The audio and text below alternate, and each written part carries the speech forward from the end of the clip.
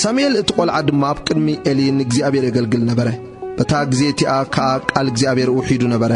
ረአይ እውን ብዙሕ ኣይነበረን ኮነ ከዓ በታ ግዜቲኣ ኤሊ ኣብ ስፍራው ደቂሱ ከሎ ምርኣይ ክሳዕ ዝስእና ዓይንቱ ሓሚቐን ነበራ መብራህቲ ኣምላኽካ ገና ከይጠፍአ ከሎ ሳሙኤል እውን ኣብታ ታቦት ኣምላኽ ዘለዋ መቕደስ እግዚአብሔር ተገምሲሱ ከሎ ሽዑ እግዚአብሔር ንሳሙኤል ጸውዖ እስኻ እኒኹ በለ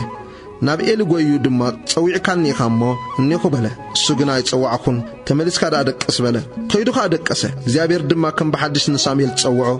ሳሙኤል ከዓ ተንስዩ ናብ ኤሊ ከይዱ ጸዊዕካኒ ኢኻ እሞ እኒኹ በለ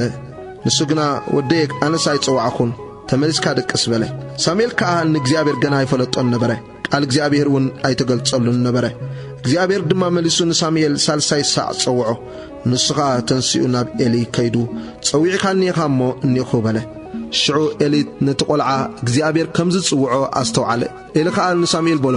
ኪድኣ ደቅስ ክኸውን ከኣዩ እንተ ጸዋዓካ ባርያኻ ይሰምዓሎ እሞ ወእግዚአብሔር ተዛረበል ሳሙኤል ከዓ ከይዱ ኣብታ ስፍራኡ ደቀሰ እግዚአብሔር ድማ መጸ ደው ኢሉ ከዓ ከም ትካልእ ግዜታት ሳሙኤል ኢሉ ጸውዖ ሳሙኤል ከዓ ባርያኻ ይሰምዓሎ እሞ ተዛረበለ ሽዑ እግዚአብሔር ንሳሙኤል በሎ እነሆ ኣና ብእስራኤል ንዝሰምዖ ዘበለ ኣብ ክልቲኤን እዝኑ ድድ ዝብል ነገር ክገብር እየ በታ መዓልትቲኣ እቲ ኣብ ልዕሊ ኤሊ ብዛዕባ ቤቱ እተዛረብኮ ዘበለ ካብ መጀመርታው ክሳዕ መወዳታው ክገብረ እየ እቶም ደቁ ኣብ ርእሶም መርገም ከም ዘምፁ እናፈለጠስ ብዘይ ምኽልካሎም ስለ ዝበደለ ንቤቱ ንዘለዓለም ከም ዝፈርደላ ኣፍሊጠየ እየ እሞ ስለዚ ከዓ ንቤት ኤሊ እቲ በደል ቤት ኤሊ ብመስዋዕቲ ሕሩድ ወይ ብመስዋዕቲ ብልዒ ንዘለዓለም ኣይዕረቕን እዩ ኢለ ሚሒለ እየ ሳሙኤል ድማ ክሳዕ ዝወግሕ ደቂሱ መዓጹ ቤት እግዚአብሔር ከፈተ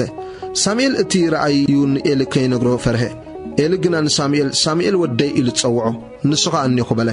ኤሊ ድማ እተዛረበካ ነገር እንታይ እዩ በጃኻ ካባይ ኣይትሰውሮ ካብቲ እተዛረበካ ኩሉ ነገር ገለ ዘረባ እንተሓባእካለይ ኣምላኽ ከምዚ ይግበርካ ከምኡውን ይድገምካ በለ ሽዑ ሳሙኤል ካብኡ ገለ ከይሓብአ ኩሉ እትዘረባ ነገሮ ኤሊ ድማ ንሱ እግዚአብሔር እዩ ጽቡቕ ኮይኑ እተረአየ ይግበር በለ